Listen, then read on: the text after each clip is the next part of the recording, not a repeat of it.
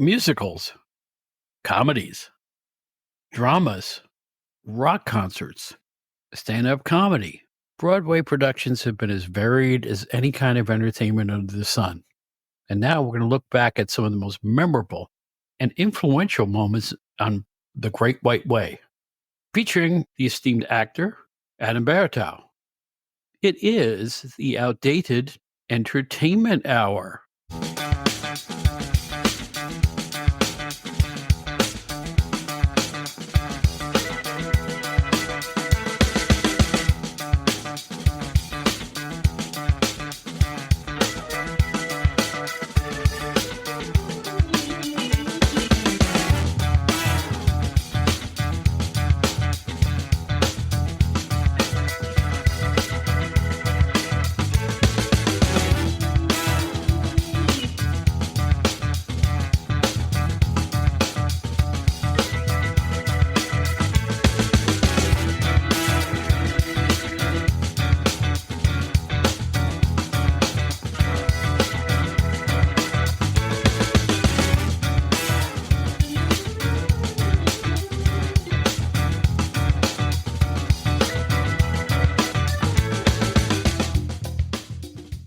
Hello, everybody, and welcome back to the Outdated Entertainment Hour. My name is Bob Smith, and we are so glad to have you back. We have a returning guest, and I'm so happy to have a regular coterie of really smart people like Steve Gennarelli and this fellow. We welcome back Adam Baritot, and we're going to talk about the most influential Broadway productions of all time. And let me just put a caveat on that. There's a lot of great theater all over the United States. Live theater, talking about traditional Broadway-style theater. And it's going to be very New York centric because, well, that's where Broadway is. That's where the Tony Awards are disseminated from. So that's basically what we're going to focus on. We're going to have a lot of memories here. We hope you stick around to hear all of them. So get yourself a playbill, put it on your lap, and go back in time with us as we look back at the great stars, great moments, the great shows in Broadway history. Give us a couple of minutes. We will be right back.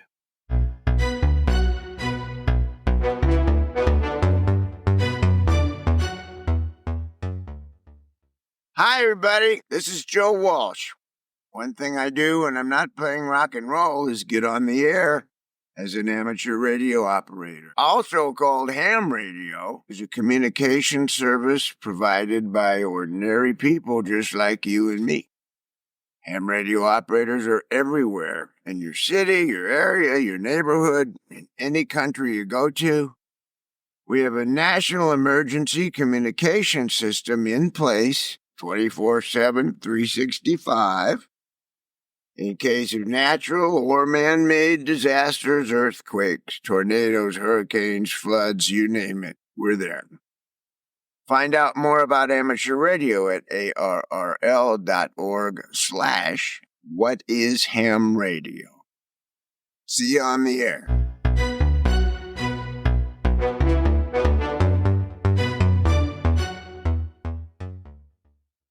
There is nothing like The Great White Way in New York City. There's nothing like Broadway. There's nothing like a good musical, a good comedy, a good drama. And I cannot tell you the number of days I've spent in my lifetime in the balcony, in the third row. Doesn't matter what seat you get, as long as you get in the building when you see something good.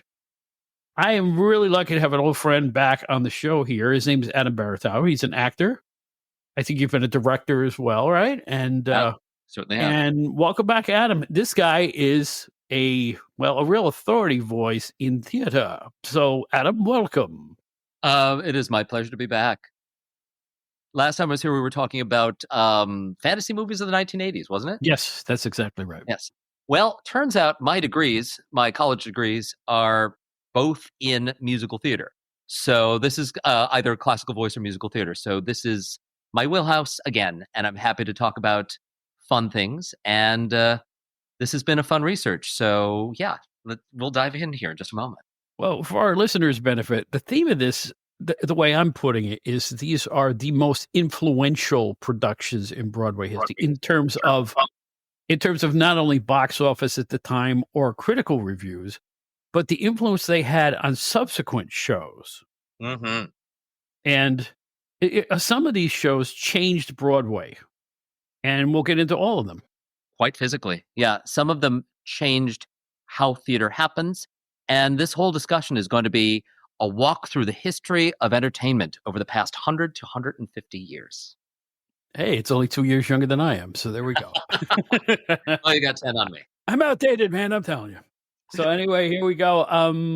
Just start us off. What would you like to emphasize first? All right. Well, if we start at the beginning of Broadway, we're actually aiming too far back. We could go all the way back to the first Broadway shows like The Black Cat and things of that nature, which were revues. These were a bunch of songs strung together, get some dancing girls. And it was the idea of, it's like vaudeville, except in New York City.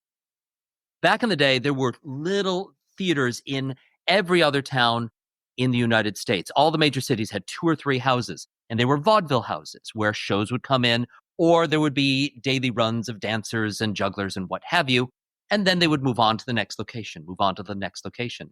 Many shows initially, and reviews were initially built for that. Things that had landed in New York City would be sent right back out again, and certainly the early days of Broadway were like that. That all changed with the development of the musical. The musical is different from a revue. A revue, again, bunch of songs kind of strewn together. The musical is a cohesive story. It is a play with music, and the music supports what's going on in the play. There's dancing. The dancing supports what goes on in the play as well. It's not like you stop the show to do, hello, everybody. You don't stop the show to do an extra number. It all goes together. Mm-hmm. There were little starts and fits to it. Many people argue about the beginning. Some people will say that Showboat was the real things were starting to come together. But the first version of Showboat wasn't completely contiguous. One could argue the first cohesive musical didn't actually happen on Broadway. It happened in the movies. The first cohesive musical is arguably The Wizard of Oz. Really? The Wizard of Oz comes out in 1939. You have all the songs participate in the show. All of the dancing facilitates what goes on in the show. Everything is a cohesive story based upon L. Frank Baum's beautiful American mythology. It is cohesive. It had not happened on Broadway yet, but the tides were turning. The minds were working on it. And in 1943, Richard Rodgers and Oscar Hammerstein II come together to create Oklahoma. This is our first show on the list. The first really important show that everybody should know. This is technically the beginning of the cohesive musical. Interesting. Please continue. Please continue. Absolutely. Oklahoma was the first show where every song in the show supports what's going on. From Oh, What a Beautiful Morning being your opening, and then you run into Surrey with the Fringe on top, and all the little characters have their little character numbers, but they ultimately support the end of the plot. Everything from I Can't Say No to even Oklahoma itself. All of those songs facilitate the next piece of the story. Everything ties together into a seamless story. Question. We know that many of the songs from that show became standards on radio. Exactly. Did that happen as I'm thinking it did? In other words, the shows were so popular that radio started to play the recordings from those shows. Absolutely. And that is correct. And that will continue throughout this period from 43 to about 65. 43 to 65 is considered the golden age of musical theater. Now, if there are scholars out there, feel free to nudge the dates in whatever direction you want. But in that 20-year period, every show on Broadway was brilliant. Just about every show you could walk across town and you'd go, oh, or do we want to see Guys and Dolls? Do we want to see Fiorello? Do we want to see, oh, look, Camelot's playing. And it's all going on at the same time. All of these brilliant pieces of work. And you've got Adler and Ross and Lerner and Lowe and Frank Lesser and Bach and Harnick. You have all of these great writing teams working at the same time. I could pick 10 shows that are influential coming just out of the golden age. But I tried to spread it out a little bit. But you can't talk about Broadway without talking about Oklahoma. That is the flag in the sand moment. That is our first cohesive musical. Everything fits together. The choreography fits together. All of the narrative. The Dream Ballet is part of the story. It's not just we're throwing a ballet in. It's telling part of the story. You know, you're absolutely right about Broadway entertainment before the era of the cohesive musical, because there were a lot of reviews, like you said. Even the Three Stooges were Broadway stars at one point. Absolutely, they were. I think of the Ziegfeld Follies. Mhm. That was, I mean, we still have the Ziegfeld Theater in New York City, but it's been converted into, what do you call it? It's like where they give, it's like a business space where they do talks. The stage is carpeted. There's a permanent podium put in there. It's not really fit for performance anymore. But yeah, Ziegfeld's house still stands because that was a testament to the days of those reviews. Interesting. Yeah. So that's kind of our jumping off point. That's where we say, okay, Broadway starts here. We can kind of say that there's plenty of arguing. I love to argue about this. Certainly, there was some raised voices when I was working with some of my colleagues today. We're like, what do you think that? Yeah, I get it. But we can all agree that Oklahoma is kind of where we start, and that's a fine place to be jumping off with.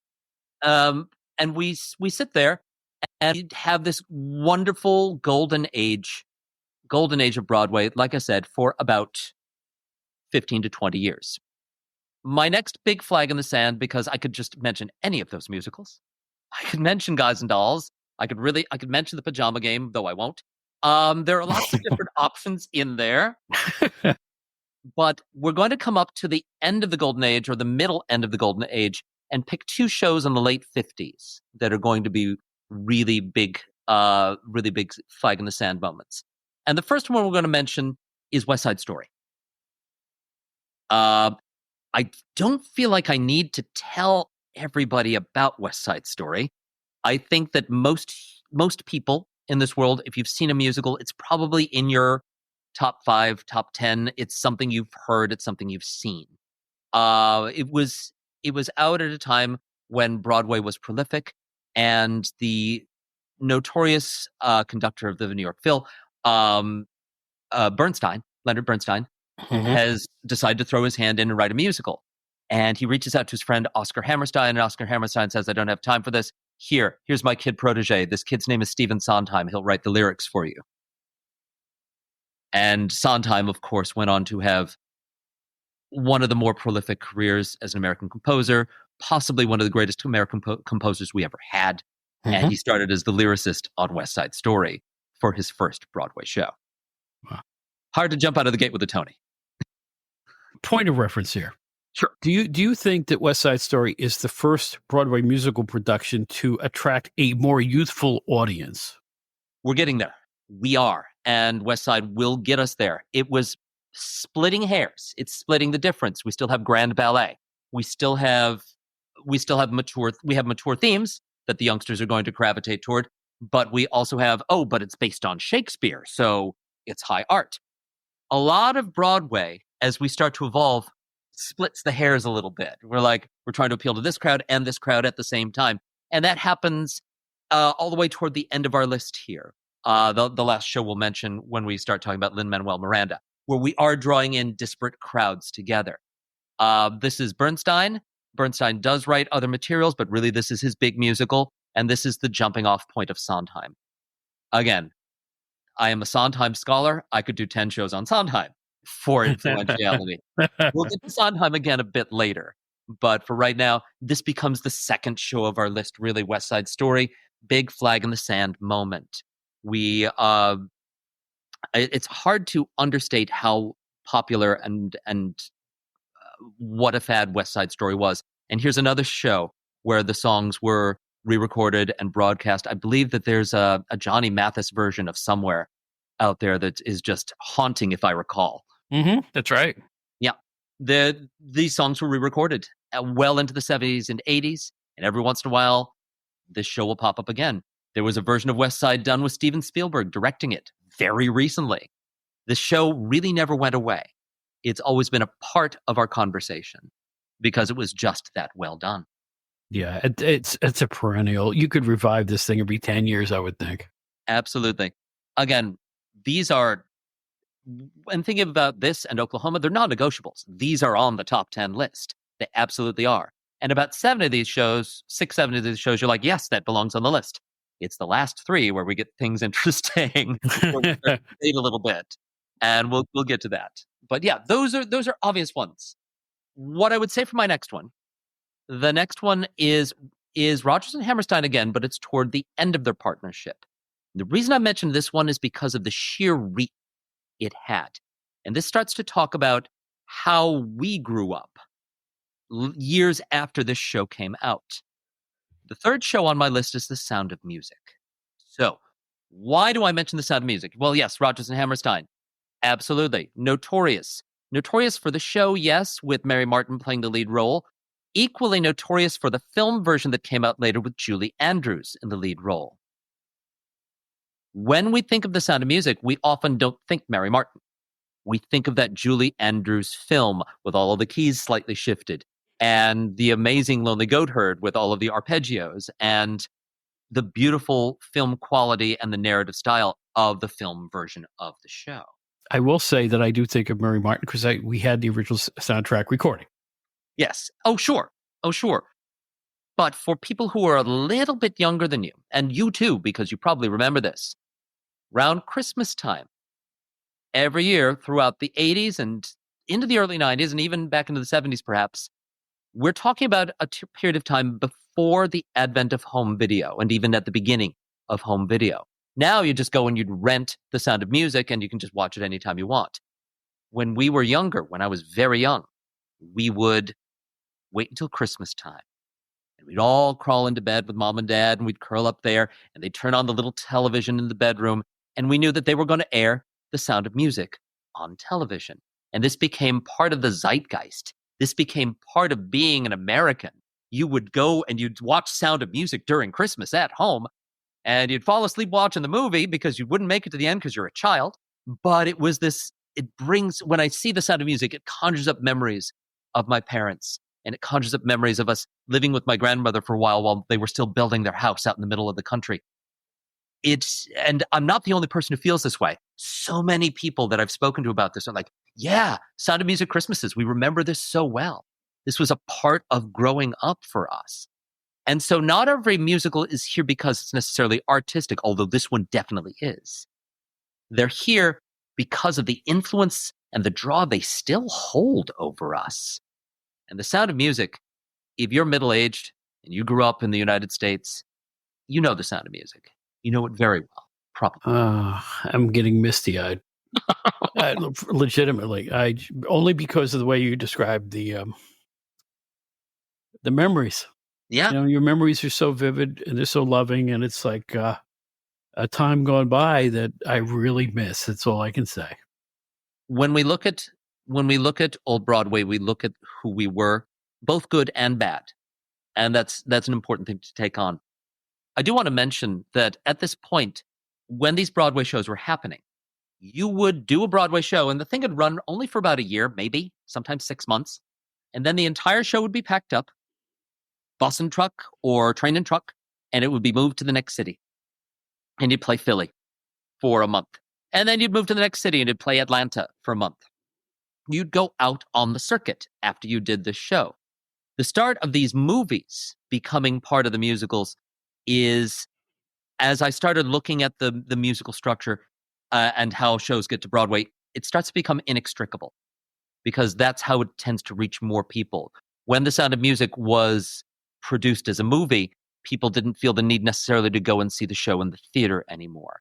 And so some of these musicals end up, because they're also films, some of them films after, in this case, some of them films before, as we'll see in the future, start to create this symbiosis. As technology advances on, some of the things about theater fall away and they change. And we will get to that as we get to our next shows. Definitely The Sound of Music, for a lot of us in this country, in this world, applies to this list. All right. The red album jacket, man, right? Mm-hmm. Oh, yes. Yeah. Yes, absolutely can see it. Okay, that's 59. So we've gone 43, 57, 59. Our next show is right at the end of the golden age of Broadway. This show is a technical and stylistic departure from all the shows that preceded it. And it is, again, no one debates that this one belongs in the 10. And that musical's Hair. I can see you smiling slightly. You're like, hair? Yes. I'm about to laugh because, I know someone intimately that is going to be clapping her hands. Put it that way. This is for a number of reasons. First off, before Hair, all musicals required that the voice needed to be disseminated. It needed to be, you needed to declaim on stage. There were microphones, but they were kind of gather mics. They were floor mics and dangle mics. You didn't really have the ability to have a smaller voice carry a Broadway show, which is why your Broadway actors were all classically trained singers. You're like, but Ethel Merman. Ethel Merman was a classically trained singer who to adjust her vowels to make things sound brighter, which created the early form of the Broadway belt. Look at your leading men like Alfred Drake and John Raitt and Bob Goulet. You've got these big, booming voices, these gloriously classically trained voices, and that's what it took to be on Broadway. You needed the big, pretty voice to do that because you needed to fill those houses. We were training people for opera, and they were running away and doing musical theater, which was great. That was not the case with Hair. Hair was the advent of the body mic. We start to see microphones on stage. We start to see the advent of mic'd sound so that a big voice doesn't need to sing the whole show. This is a huge technical departure from everything that came before. We are now looking at a more conversational type of theater going forward. And it takes a while for Broadway to find its feet after that. It does, because we're coming to the end of the golden age. That miking is there, and we're going to have voices that are possibly not as strong. Even voices that were weaker before then find a new footing. We find a real advent of Gwen Verdon after this point, because Gwen Verdon didn't have the big voice of, say, a Celeste Holm, but Gwen Verdon could dance the pants off of anybody. Right. And crazy redheaded lady, everybody wants to see the crazy redhead, so we'd all flock to see shows like Redhead. So we're seeing this difference in the structure, and we start to see after Hair. Yes, we can talk about the show at great length. We can talk about Age of Aquarius, Let the Sun Shine In. We can talk about all of the wonderful music in it, but the technical difference, the difference in our idea of what theater can be, is really where Hair provides us with that next step. This is an obvious comment, but it changed Broadway with the times. It changed Broadway with the times. This is 67. I think I said 67. Mm-hmm. We are almost at the Summer of Love, kids. We are there, and Hair is timely and correct for that moment in history. And it was a source of controversy for obvious reasons. I think there's a little nudity in the play, and absolutely, and it was definitely counterculture, which Broadway wasn't ready for in some regards, right? Still not ready some regards. Still not ready in some regards. But yes, it was mind-blowing for the time, and some tarnished karmas of people going, this is so terrible. Now it's considered classic Broadway. Yeah, exactly. It's a period piece now. Lots of things become period pieces, and we kind of lose track of what's a period piece because, especially over the past 20 years or so, it doesn't feel like the world's changed a whole lot. If we think about, if I say Avenue Q is a period piece for the Audis. And people go, what? Yeah, it is. It's very time specific to about 2005. Mm-hmm. Right. And it was like, no, it can't be. It can. It's 20 years ago. Yeah. That's like me in the 80s talking about the 60s. Right. Yeah. Right. And when you see those kind of shifts, it's like, yeah, okay, I can get it. Things that you enjoyed as a person, as a youngster, do not look like today or do not represent today. My love, Tucker, was looking at a list of movies on Amazon Prime, and it said, 9 to 5. I've never seen 9 to 5.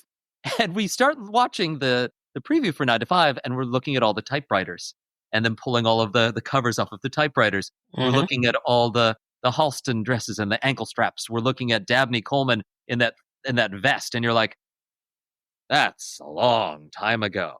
Yeah, I mean, I was around for that, obviously, and I think back to it and I go, "Oh, it doesn't feel that long ago." No, Sorry, Bob, it was a long time ago, right? I mean, really. 40 years, buddy. Ugh. 40 years. For a frame of reference, yeah. And I was a full-grown adult then, fans. Oh my gosh. I need Uh-huh, I need a bromo seltzer, I'm telling you. uh-huh. But So, anyway, okay. okay, so there's 4. There's 4. Mhm. At this point, we go into a dark age of Broadway. Dark age of Broadway is not meaning that Broadway isn't still active, but we start to find a time when New York's a little less safe. You hear some people say that. We're starting to look at a time when the theater that's occurring is grittier. There's kind of a dirtier aspect to theater. We're seeing more candor and ebb. We're seeing the rise of Fosse. Fosse really finds his peak in the 70s. Um, and I thought long and hard about this one and talked to a lot of folk about potentiality, what could be a musical that fits into this realm. And there are a couple that are here, and I'm going to hit them in the late 70s. The one I want to mention here, and again, long and hard have I thought that this is the right answer. Number 5 here is Ain't Misbehavin'. Wow. Interesting. Yeah. Yeah. Nobody sees it coming. Without Ain't Misbehavin', Dreamgirls doesn't fly the same. Without Ain't Misbehavin', we don't see the rise of the black voice in theater. And people have said, well, why didn't you pick Porgy and Bess? Porgy and Bess wasn't written by black voices. Right. Porgy and Bess was written by Gershwin and his lyricist at the time, not black voices. Whereas the music of Ain't Misbehavin', which is a review, Ain't Misbehavin' is going to be Fats Waller. And the music of Fats Waller can virtually stand on its own. But the cast of heavy hitters, you had Ken Park, you had Andre DeShields as a young man doing Ain't Misbehavin', and of course the glorious Nell Carter. What a show! And this is if not the first, one of the first black created shows to go from the United States to have a West End run, to have a run elsewhere, and globally give this music, this particular piece of art, a worldwide identity. So for sure, I, it was there. I like the way you described the grit of New York City at the period when these shows came out. And I'll tell you what, for anybody who wasn't around back then, look at any atmospheric outdoor scene in the Taking of Pelham 1, 2, 3, and that is New York in that period. Am I right? Oh, I couldn't tell you because I was an infant. Oh, really? You didn't see it, Taking of Pelham 1, 2, 3? Well, I haven't seen Taking Pelham 1, 2, 3. I was just saying I was born in 77. But you haven't seen it in the ensuing years, or no? I have. I will look to see it. I haven't gotten a chance to see Let it me yet. tell you something. If you want to see the grit of New York City in the mid-70s, that is the film. It is so perfect. Everything in New York City at the period that you're talking about was pure grit. I don't know what happened. I mean, 42nd Street changed, Broadway changed. It all was very hard-edged at that period. I don't know why. I can't explain why. It just was. And yeah, certainly this is reflected in the film versions of the musicals or the filmed musical snippets you see of the time. If you see La Cage aux Folles, it's got that slightly dirty look. If you see film versions of Chicago, it's got that slightly dirty look. And that's very 70s. That's very New York at the time. Right. Absolutely. Yeah. That was musical number 5 on the list. I think I might have said 4 by mistake. That's 5. And that takes us to the 1970s. We're only 30 years into post Oklahoma, and we've got another 40, 50 to go. So Okay. these are flag in the sand moments. The next musical we only have to travel 1 year to get to. This is another one I had to think long and hard about. The next musical on our list is Sweeney Todd, the Demon Barber of Fleet Street.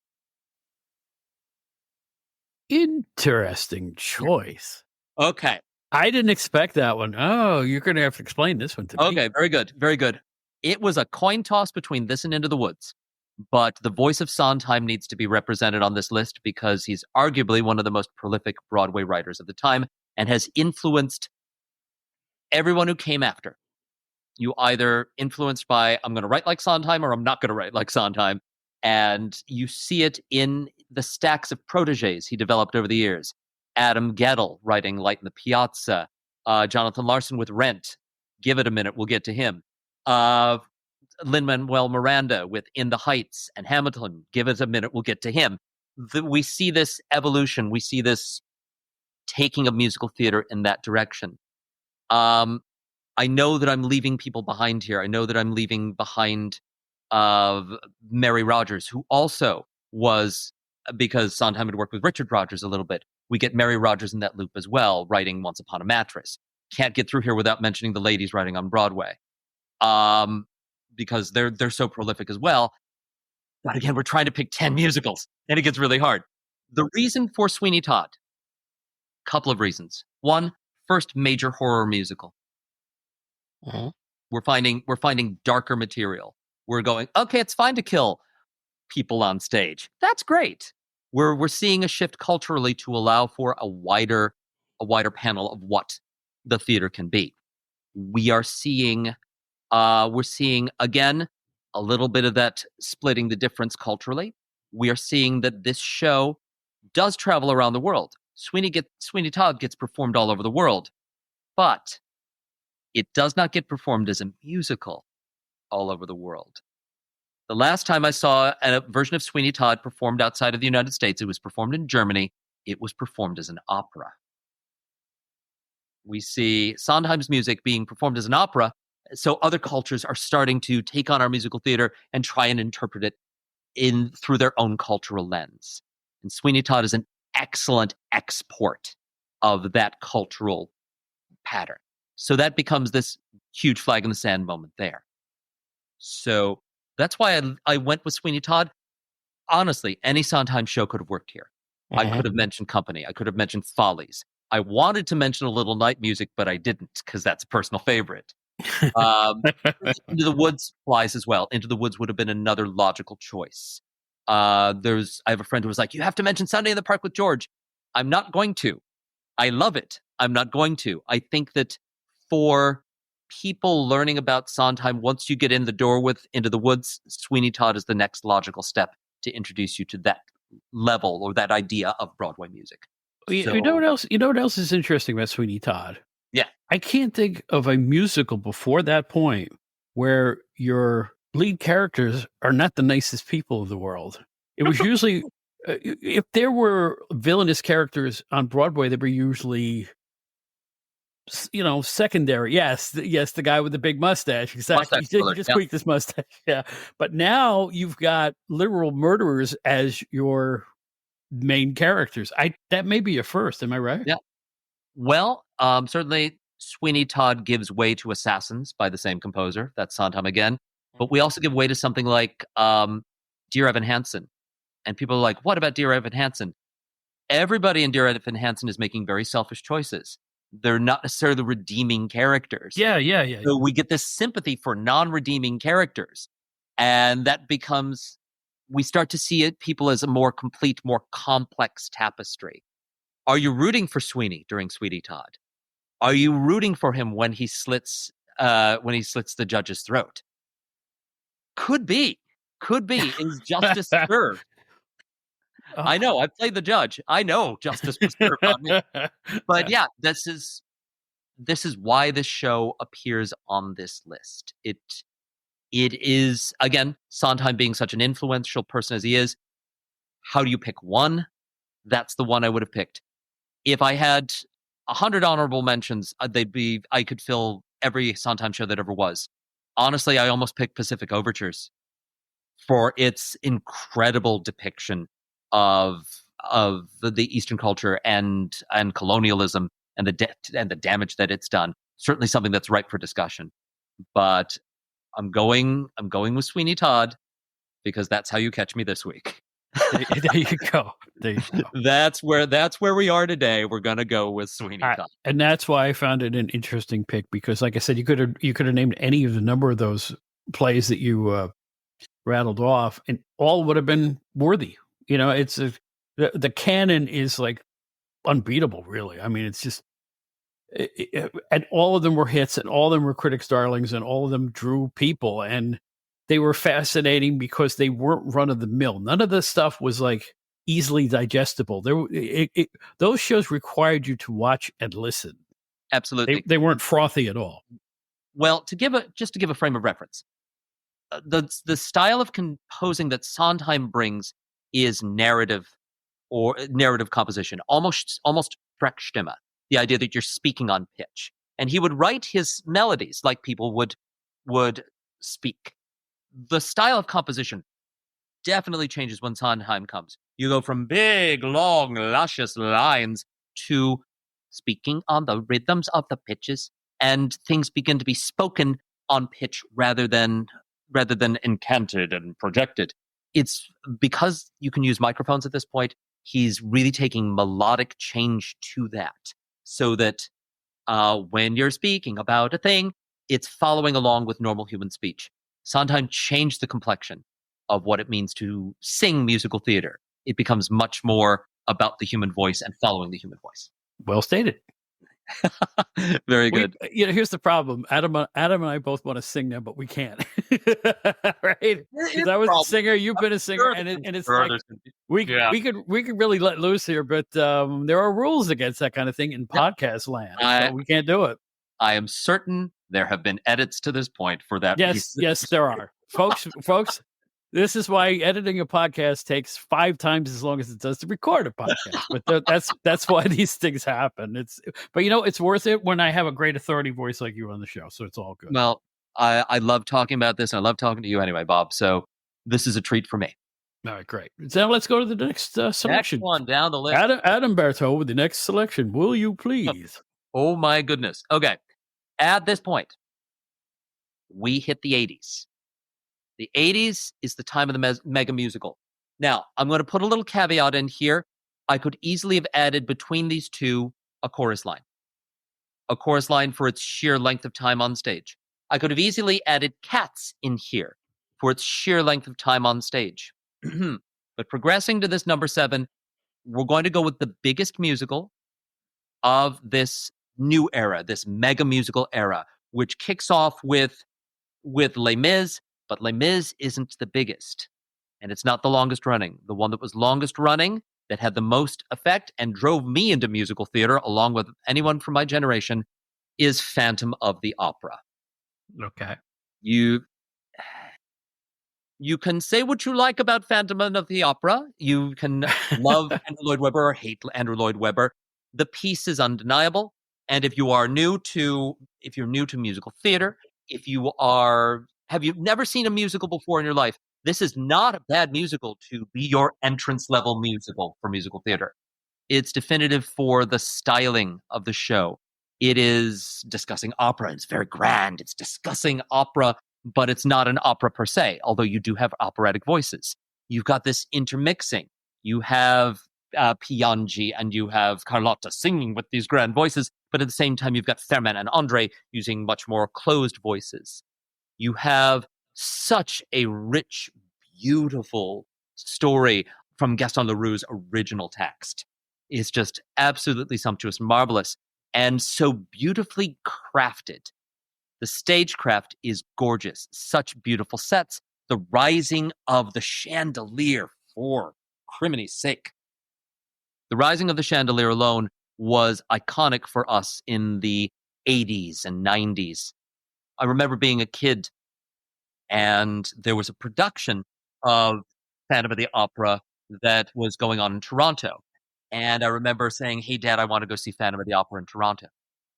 So I saved up my pennies, and Dad met me halfway, and we all got on this bus from my farm town in the middle of Western New York, and we took the bus up to Toronto at the Pantages Theatre to see Phantom of the Opera. At the time, Colm Wilkinson was playing the Phantom, which many of you from Broadway who know about Broadway know he was the original Jean Valjean. Totally changed my life. Absolutely changed whatever I was planning on doing with my life before then. I got on that bus afterwards going, nope, I want to do that. How do I do that? Because that's fun. And it was just absolutely mind-blowing, changed the way I thought about the world around me. The stagecraft of this show, unparalleled.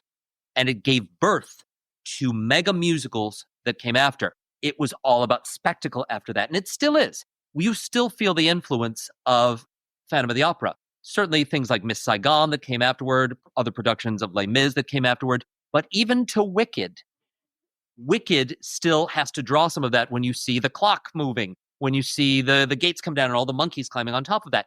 That again is that level of stagecraft, that big spectacle, the raked stage. Those are elements that we find because Phantom of the Opera did that. Wow. Okay. I want to give a little Les Mis trivia, a little Bob Smith Les Mis trivia. Sure, let's go with Les Mis for As you know, that my blues name was Robert Charles, which is my middle name. Mm-hmm. Well, the first band I put together in Long Island contained Bill Lanham as my drummer, who was the pit drummer for Les Mis for the entire length of the original run, as well as the revivals. I had a great musician in my band, and Bill Lanham. You did. And Bill, if you're listening, you're the best, man. I was always honored. He's as smooth and cool as he is talented. He can play virtually anything. Hand him a chart, and you're ready to go. I mean, he's one of the great musicians. And I was proud to say I can say that I worked with somebody who worked on Les Mis, which is really cool. That's brilliant. I would say that you could make a case that Les Mis more than Phantom belongs in this spot. I would split it. You might call it 7A and 7B. Certainly, you could make a case for that. Mm-hmm. Les Mis being, again, such a jumping off point. And it really was Boublil and Schoenberg or Andrew Lloyd Webber. There was a lot of that back and forth in the 80s into the early 90s. More Les Mis trivia. I've seen it 4 times. No, but you know, it had nothing to do with Bill. I was before I knew Bill. I just liked it. I thought it was a very moving production and one of Broadway's all-time greats. Even you would, you know, I'd say you'd think no so debate here.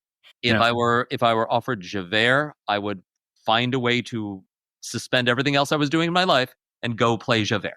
I would do it in a heartbeat. Mm-hmm. It is one of those shows, and absolutely worthy. Those two shows dominated the 80s into the early 90s like nothing you could ever imagine. Broadway was that and that. And it was almost like A Chorus Line and Cats never happened. It's like they dropped off of our mental complexion, and we think of those. Les Mis and Phantom, which were you seeing this week? Well, I'm seeing Les Mis. I'm seeing Phantom. It became, those were the shows. And Phantom, of course, being the longest running show on Broadway, wins out in this element. But honestly, you could say both. You really could. Les Mis has been remounted 3 or 4 times. There have been numerous concert versions, and they just dominated. They were dominating pieces of art, and they still perform musical theater today. Mm-hmm. Absolutely. Okay, next. Okay. We're now getting into rarefied air. We're getting into, we're past the ones that we're really certain of, and we go into the remaining 25 years here. We go into the remaining 25 to 30 years where we're like, okay, these are the shows that have happened more recently.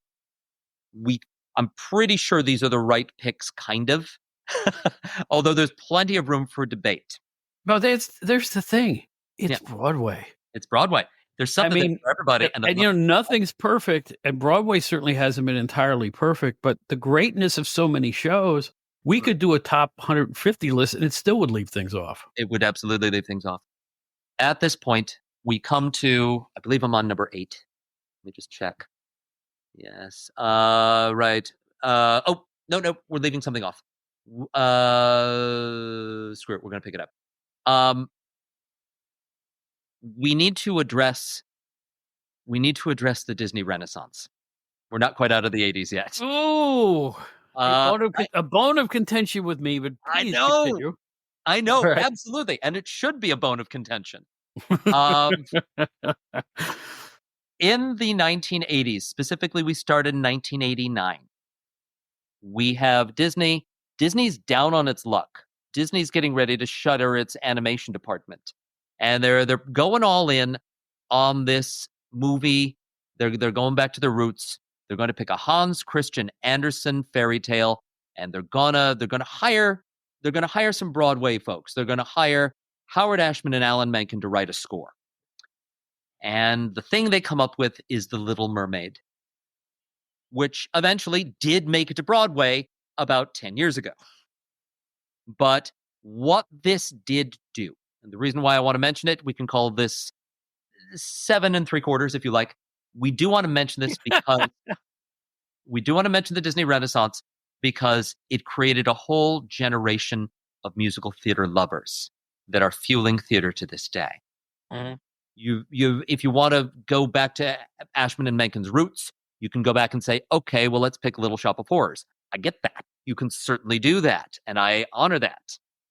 But when we say that The Little Mermaid is the reason the Disney company's still around and has purchased a third of Broadway, we are saying that because they cultivated more musicals with greater frequency and newer musicals at a time when the mega musical was dominating Broadway. In sequence, you had The Little Mermaid, which led to Beauty and the Beast, which led to The Lion King, which led to Aladdin. And if it just stopped there, that's billions in dollars in 1980s, 1990s money in musical theater. You're talking about art that propelled the company back into health. You're talking about art. I think all four of those shows have since become Broadway musicals. They were built to move back to the stage. Right. And this was a pretty steady process until you got to Hunchback. Invariably my favorite, but that never really made the solid transition. We have to mention it because Disney does change the complexion of Broadway. And that starts with The Little Mermaid. And it starts with the outstanding work of Ashman and Menken. Ashman, who left us too soon, but was such a brilliant lyricist to Menken's music. We really got to latch onto the creativity and say, hey, kids, this is what a good musical can be. We're only going to give you 6 songs of it, but when it finally goes to Broadway later, we'll fill in the rest. And that really made a difference to a lot of young people. 1989, I was 12 years old. I was just on the older cusp of being able to go, oh yeah, that's cool. I dig what this is at. The number of times I walked around singing Under the Sea in our house for my little sister, I wouldn't do it now. But at the time, I would sing Under the Sea around the house to my little sister, and it was something for us. It was a fun little thing we used to do. So yes, those shows did end up on Broadway. Certainly, The Lion King has run on Broadway for years now. One could argue that because of the stagecraft there and what Julie Taymor did, you could put that on this list. We're kind of in no man's land here anyway. We're like 7, 8-ish happening here. But yeah. Well, I want to emphasize for me personally, these type of shows are not my cup of tea. That does not matter, though, in terms of listing them in a top 10 most influential, because I think it's good that Broadway has opened itself up to different kinds of audiences and themes and source material. Because you know what? Broadway was in a rough way for a little bit, and this kind of stuff opened it up again. And I'm all for that. Yeah. Because you know what? If you don't want to see The Little Mermaid, but if you would rather go down, that's just pulling something off the top of my head and see another revival of The Odd Couple as an adult, you can choose that. You know what I mean? So as Broadway has never been myopic in terms of just presenting one kind of thing. There's all kinds of things. There's always a Shakespeare revival. There's always revivals of musicals. There's new, really gritty psychological dramas and stuff like that. So absolutely. I will not damn it, even though it's not my cup of tea. And that's what I'm going to say about that. Absolutely. We mentioned West Side before. That's not the only time Romeo and Juliet has gone through. And Juliet was a jukebox musical that was on Broadway very recently. Folks like Penner and Mackenzie wrote this magnificent piece called Star-Crossed, based upon maybe Tybalt and Mercutio having this relationship this whole time. There's always fodder to go back to old stories and bring them back. The point of Disney is Disney did change the complexion of Broadway. Broadway was a little not safe through some, various discussions with the mayor at the time. Broadway became a safer place, and they started opening Disney musicals. And it gave tourists, a place to take their kids to see their first Broadway show. I find nothing wrong with that at all. not even close to anything wrong with that. Absolutely. So the Disney zeitgeist, I said The Little Mermaid, but some people are really like, it's really going to be The Lion King. That's fine. That's number 8. Very nice. Okay. Very good. Moving on down the list. We get to 1996, and you're like, Adam, how are you going to get through 28 years of theater in 2 musicals? I'm not gonna. but we're gonna talk about the two big flags that happened over these 2 years, and they're both proteges of Sondheim. 1996 is Rent. Okay. 1996 is Rent, and here's why. We're coming off of the mega musical. Things are either Disney or they are not Disney. We are looking to find what the voice of the next 20 to 25 years of musical is going to be. And that is shaped by Jonathan Larson. Rest him.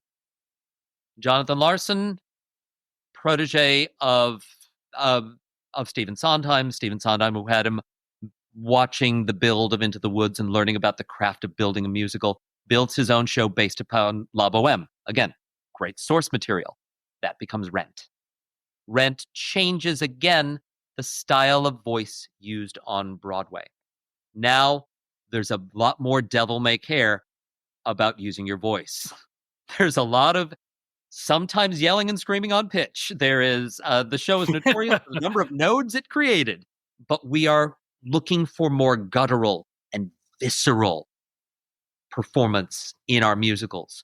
We are expecting our musicals to lay us to waste in part. And Rent starts that. And it paves the way for shows like Next to Normal, like Dear Evan Hansen, like Fun Home. You see those shows exist because Rent has laid the groundwork. You could even make a case that Avenue Q doesn't exist without Rent coming first. And that's a fair statement to make.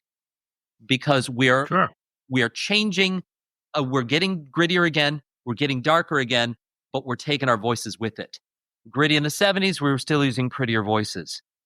We're not using prettier voices anymore, necessarily. That is not to say there aren't beautiful voices on the recordings of Rent, but the rock voice is back. The rock belt is back, and that's ladies and men. Mm-hmm. We are using a more pressed voice on stage, a thinner voice on stage because of Rent. And it's hard to debate that. It is hard to debate that it is influential to the composers who have come afterwards, certainly my generation. To me personally, it came out on my 19th birthday. Jonathan Larson had died a day or two before the opening of Rent, so we never got to see what his show did. Mm-hmm. And by the way, thank you for that pick, because you lived up to what we're looking for. Influential was the word. Yes. Each of these shows is exceedingly influential in what came after it, and how things evolved after this point. So a perfect pick right there. It is. I think so. I debated it for a little bit, but I was in a room with a couple of my friends, some composers. I spoke to folks I've worked with on stage for the past 20 years, and like, you're saying Rent, right? I'm like, yeah, I think I'm saying Rent. Like, you're saying Rent. I'm like, yeah, okay, I get you. Because when we look to the old Broadway, it becomes really clear. When we think about even stuff from 30 years ago, we kind of have to go, okay, where is it? Where does it come from? What does it influence? The voices in Wicked, the style of singing done in Wicked, also influenced by Rent. Even using the woman who played Maureen to play Elphaba. Pretty straightforward. Straightforward transition there. That's how much Rent has carried us forward. So much so it's still influencing musicals now. No question about it. No question about it. All right. That's number 9. Oh, here. There's another coin toss, because it's a composer, and you could say one or the other. I am going to lean toward the earlier of the two shows, although a strong case can be made, and I'm certainly going to make the case myself for the later of the two shows. Number 10 is In the Heights. Wow. I didn't see that coming. In the Heights is the first major musical, the first lauded musical by Lin-Manuel Miranda. Lin-Manuel Miranda speaking about the diaspora of Latin America, specifically in Washington Heights, and introducing culture to Broadway the way art should, exposing us all to other cultures around us so that we can greater draw from other people's experiences and let that inform who we are. And In the Heights does it as well as anything. In the Heights, where rap becomes more than just bits and pieces, of course, before that we have Bring Into Noise, Bring Into Funk, but we see a more cohesive back and forth between melody and rap, and the marriage of the two creates more of an olio, more of a mixture, a stew of music, so that all sorts of inspirations are drawn. I have done some deep dives on the work of Lin-Manuel Miranda, and I will tell you, no decisions about his music are incidental. Choices of chords, choices of word painting are not accidental. They are informed, and they will tell little bitty stories while it's going on. The man's mind goes a mile a minute. There's so much to be taken from that. I almost said his more popular show, which is Hamilton, and certainly Hamilton flies. You could absolutely make a case for Hamilton. I was recently dissecting the piece of music Burn from Hamilton, and there are moments where he's referencing a cathedral in the music. There are points when he is using a variant of a chord to indicate more tension and less tension. It's very well arranged. There is beautiful text painting where the words are actually informing what's happening in the music, and the music is informing the words. It's thoroughly composed. It is incredibly well thought out. And that's why Lin-Manuel is informing the shows that come after. Certainly the music he wrote for Moana. Again, going Disney, because Disney will hire, strong composers. And certainly his work on Encanto, which we begin to see tying this all together. With Encanto, even though it's a musical film, the songs from Encanto starting to appear on the radio as singles, much like the music did from Oklahoma at the beginning of our discussion. Absolutely true. That's right. So with that segment, I say In the Heights because that's our jumping off point. You could easily say Hamilton, and that's fine. I kind of just want to say Lin-Manuel Miranda, but you could make a case either way. Yeah. But yes, I know I left off voices. I know I left off some theater concepts. I'm happy to take a deep dive into all of them. No, I think your list is just fine, because you know what we're going to do right now, since you've given us our 10. Mm-hmm. Let's just name off a bunch of stuff we like. Let's just do this. I'm going to take over for a minute, because here's the stuff. Bring it. Well, I don't particularly like these shows, but when I was a wee little tadpole, they were the biggest thing going. Mayman, Hello Dolly. On the list. Yeah. Ethel Merman, Carol Channing. Come on now. Absolutely. Or Pearl Bailey when she took over. I saw a revival of Fiddler on the Roof with, of all people, Alfred Molina and that was one of the best times I ever had on Broadway, and I didn't expect it to be. I love the film with Topol, and I've seen the Zero, the clips of Zero doing it many times. It's a brilliant show. That's Bach and Harnick. I love Bach and Harnick. I wanted to say Fiddler. I wanted to say She Loves Me, but that's very much a performer show. It never had the yield of some of these others. Right. I have to list How to Succeed in Business from the 60s, How to Succeed in Business without really trying, because in junior high school, I got to play J. Pierpont Finch. Mm-hmm. So how can I not have fond memories of that? And Robert Morris, who was my favorite Broadway star of all time.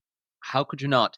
I want to mention from the golden era, Once Upon a Mattress, because... Oh, yeah. Carol Burnett, right? Right. Carol Burnett. You've got a lady composer. That's Mary Rogers. That's right. Daughter of Richard Rogers. And it's a banger of a show. It's a good time. There's Sutton Foster's doing it on Broadway right now. It is the show does not go away. It's a well-written show. Yeah.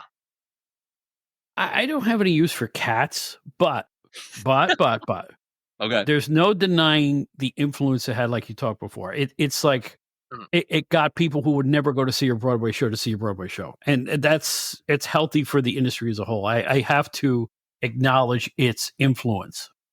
There's a certain theater goer of a certain age, and I'm that age. Right. Where if you say Cats, a smile comes across their face. Right. Because we know it's absolute nonsense. We know it's not a cohesive story. It's a dance review. But there is this happiness that comes to us because we remember the cat suits. We remember the Rum Tum Tugger jumping around the stage. And it transports us back to when this was, we're going to see Cats. We're going to see Cats. And that was the kids' musical to take folks to until the Disney Renaissance happens. Right. Okay, now I'm going to just throw off a bunch of stuff that I personally enjoy. I enjoy Death of a Salesman if you get the right lead actor. Sure. I don't know. Is there a musical of that? No. That's not a musical. I'm just listing stuff I've seen. Oh, yeah. If you get the right actor, like the recent To Kill a Mockingbird is one of the best times I ever had in Broadway theater. It was just so perfect. I mean, from all of the Atticus Finches, that made the revival. It was impeccably timed, it's wonderfully paced, superbly acted, with amazing art direction, which is the last thing I expected. Certainly. Right? That's the Jeff Daniels version, correct? Right, right. Yeah, he's Mhm. spectacular. It's a role I've played in the past, and it's a role I'd love to get back to playing again. I absolutely adore the play, and I enjoyed it when I went to go see it. It's a good time. Mhm. Now, oh gosh, let's go back to the 1980s or early 19. I saw a Noel Coward revival. Mm-hmm. I don't remember the name of the play, but I want to give a tip of the cap to Charles Kimbrough, who was he was one of the cast members who gave the funniest performance I've ever seen on Broadway. I wish I could remember which play it was. It was the one about the old blousy actress who was just a pain in the neck, and male suitors came to visit her. I can't remember what show. That's probably not enough of a description for you. But I will never forget Charles Kimbrough making me laugh for a solid hour and a half. I am a big fan of Charles Kimbrough. Most people know him from Murphy Brown. Right. He was one of the couples. He was in one of the couples in the original production of Company. So man had a voice as well. You can hear him in the original recording of Sorry Grateful from Company. Mm-hmm. Right. So absolutely. And other stuff that has delighted me on Broadway was concerts when they have concerts. Mott the Hoople in 1974. Who could have predicted that? Why were they booked? They weren't even selling a lot of records, but it still made history. Springsteen on Broadway. Lewis Black doing his first HBO special on Broadway. Catskills on Broadway, because I love those old Borscht Belt one-liner comics. Me too. Give me Henny Youngman and I'm on the floor holding my size. I am that kind of a guy. Absolutely. And finally, I'll just mention any version of The Odd Couple. It's my favorite thing in the world. Absolutely. I agree completely.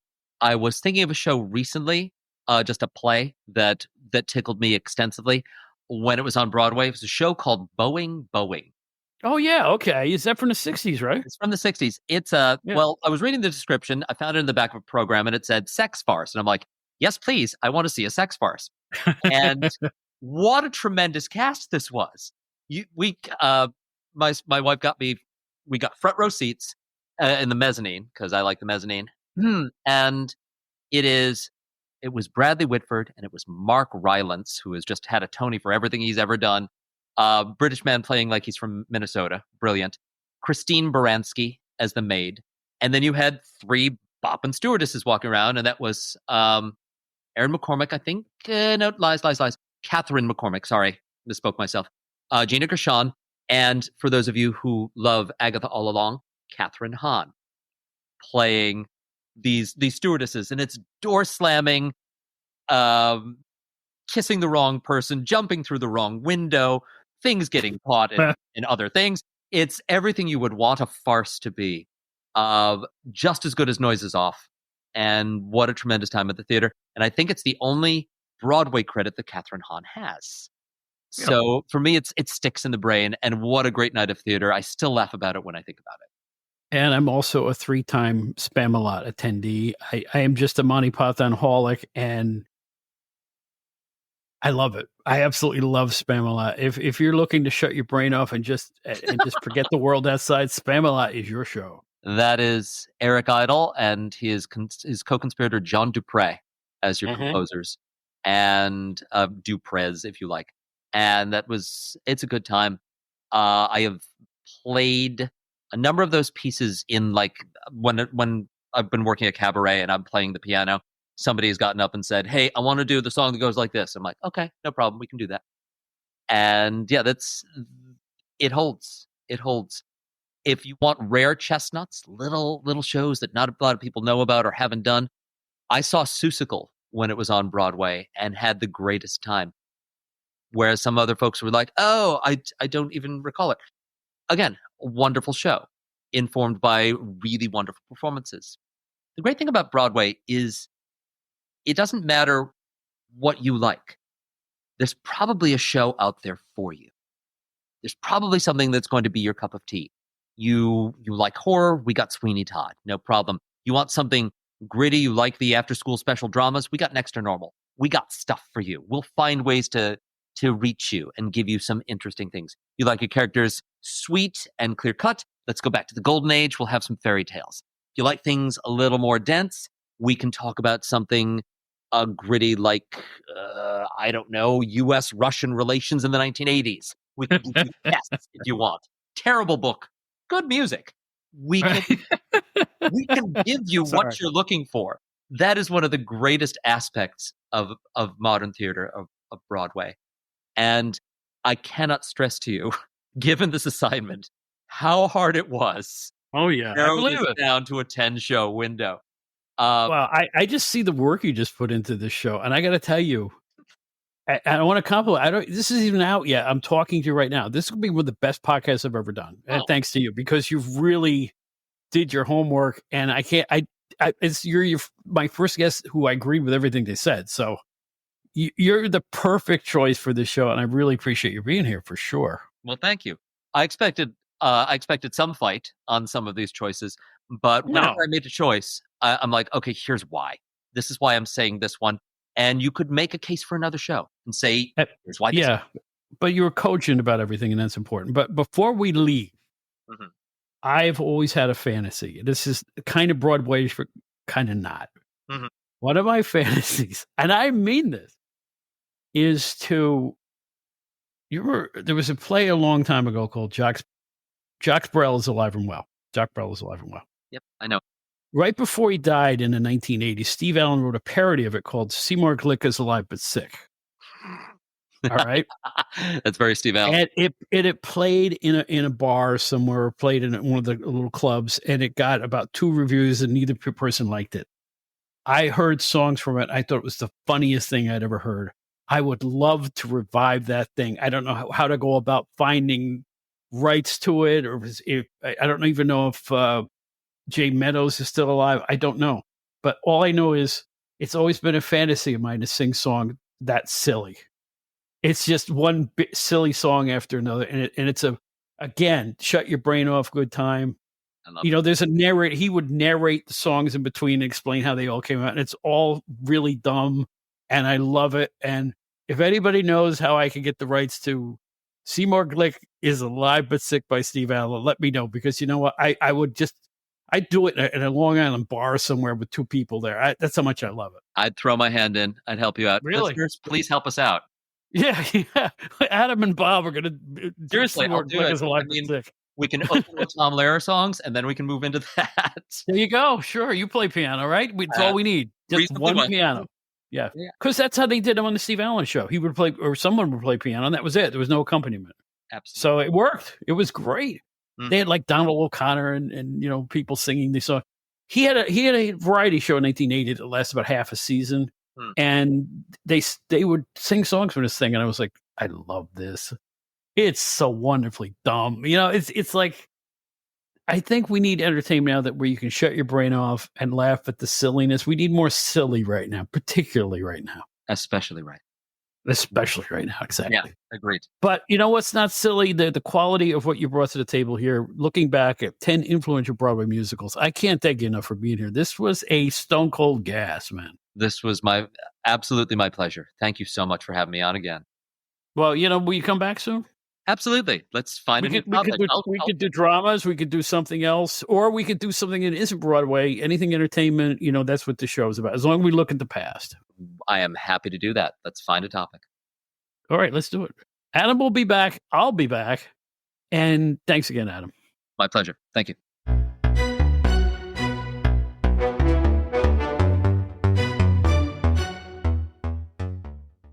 We hope you had a great time going over theater with us.